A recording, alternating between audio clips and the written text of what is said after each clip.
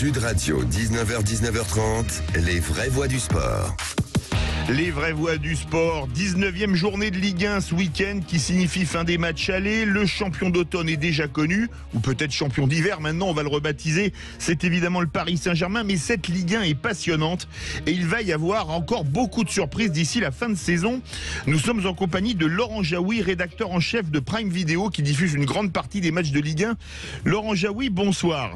Bonsoir Philippe, bonsoir à tout le monde. Bienvenue sur Sud Radio, un plaisir de vous avoir parmi nous. Alors, comment qualifieriez-vous cette première partie de championnat qu'on va qualifier d'un peu bizarre puisque ce n'est jamais arrivé qu'une première partie de championnat soit coupée par un mois de Coupe du Monde?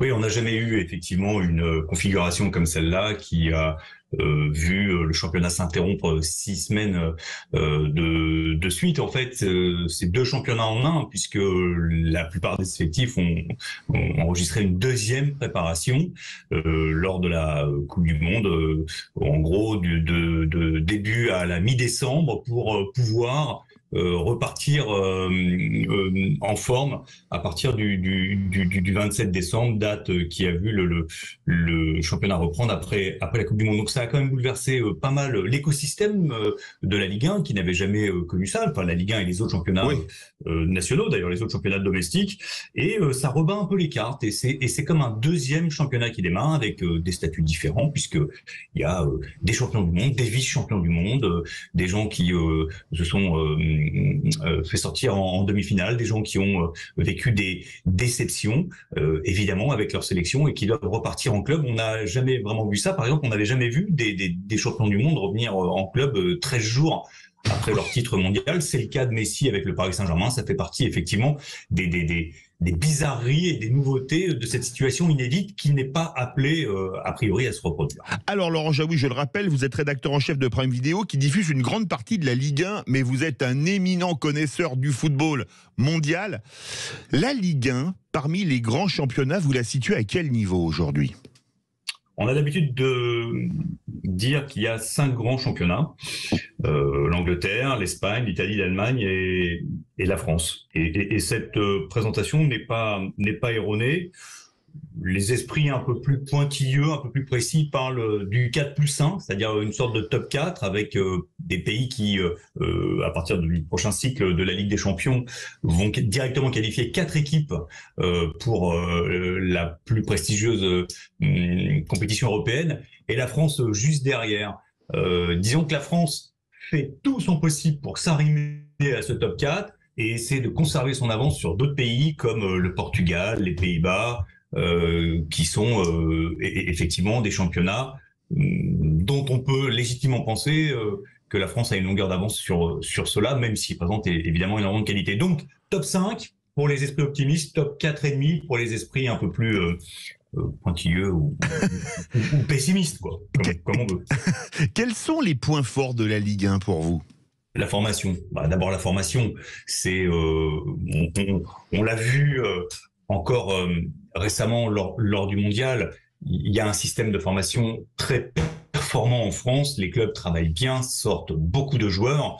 La difficulté, c'est de pouvoir les conserver un temps raisonnable dans les équipes de Ligue 1 avant de les voir partir à l'étranger. Malheureusement, beaucoup de joueurs quittent la France très tôt, trop tôt même, en n'ayant pas suffisamment joué dans les équipes qui les ont formés, et vont tenter leur chance dans des championnats réputés plus huppés ou plus lucratifs, comme peuvent l'être l'Allemagne ou l'Angleterre. Et parfois, on a des exemples un peu décevants avec des joueurs qui reviennent en ayant très peu joué.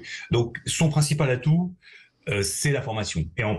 Et ensuite, il y a en place un système qui fonctionne très bien, avec des équipes bien établies, une vraie régularité, récurrence. Évidemment, parmi les atouts, il y a l'attractivité terrible du Paris Saint-Germain. Depuis 11 ans, l'arrivée des Qataris de QSI qui ont bouleversé un peu la donne, et cette équipe régulièrement présente en Ligue des Champions dans les phases finales permettent à la France d'obtenir d'avoir un regard très élogieux à travers le monde. Et puis, je sais pas, il faut aussi dire la vérité, un champion du monde, quand même, qui s'appelle Léo Messi, et 3 stars mondiales dans la même équipe. si c'est pas des atouts, je sais pas trop ce que c'est. Justement, je vais revenir sur un point dont on a parlé pendant la Coupe du Monde.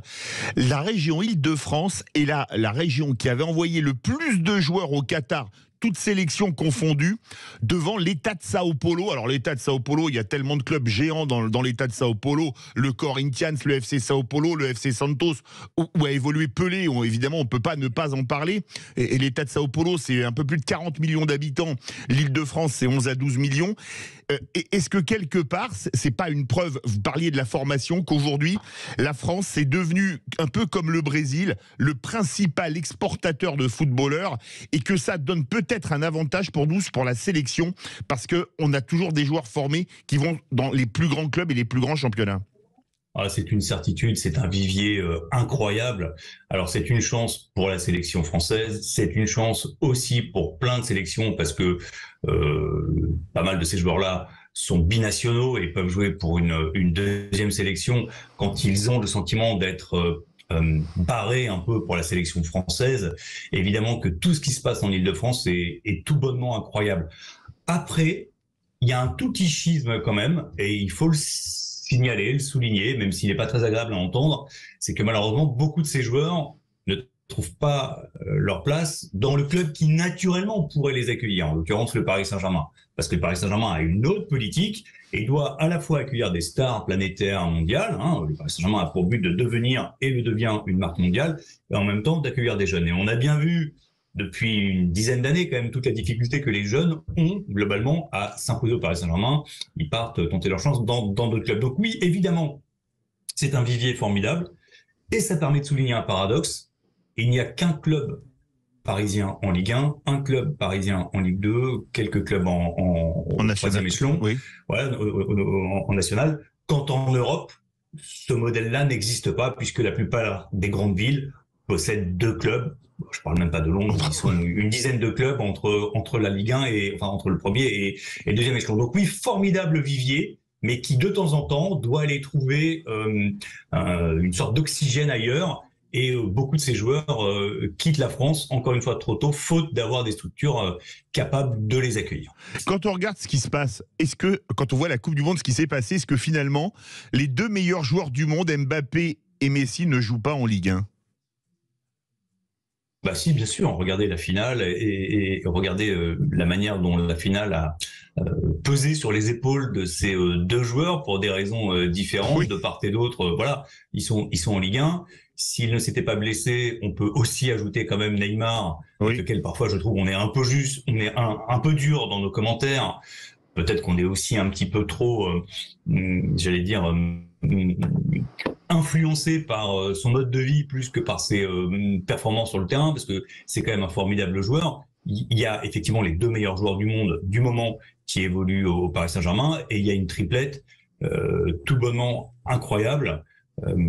Il faut chaque jour se pincer pour le croire et se féliciter de la présence conjointe de ces trois joueurs, parce qu'un jour ou l'autre, la situation va changer et on se dira, ah, on a quand même eu une époque où les trois jouaient sous le même maillot. C'est vrai. Et voilà, c'est quand même, pour les spectateurs en France, pour les supporters de tous les clubs en France, c'est formidable. C'est toujours un événement quand le Paris Saint-Germain se déplace et quand la triplette Messi, Neymar, Mbappé est présente, c'est un événement en ville, quelle que soit la ville visitée. Absolument, c'est toujours à guichet fermé.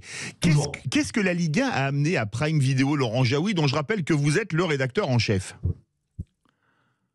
De la reconnaissance et de la visibilité. Prime Video est une jeune plateforme qui a qui s'est d'abord fait connaître sur le sport par l'acquisition du grand chelem du tournoi de tennis de Roland Garros, qui est un grand chelem, et puis qui ensuite a obtenu les droits de la Ligue 1 l'an dernier, et ça apporte de la visibilité, de la reconnaissance. Et il me semble que nous réussissons à Prime Video à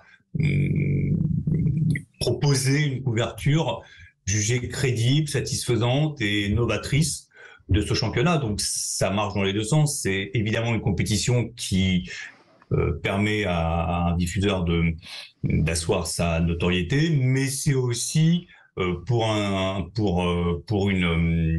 qu'on appelle un ayant droit, c'est-à-dire un organisateur d'événements, la capacité d'avoir une plateforme qui met bien en valeur et en lumière cet événement. Laurent Jaoui, il nous reste un peu moins d'une minute 30. Je vous demandais de faire le voyant. Quel sera le top 3 de la Ligue 1 à la fin de la 38e journée, pardon? Paris, oui. Lens et Marseille. Dans l'ordre? Dans cet ordre-là. Je pensais à peu de choses près, la même chose que vous, mais j'avais un doute entre Lens et Marseille.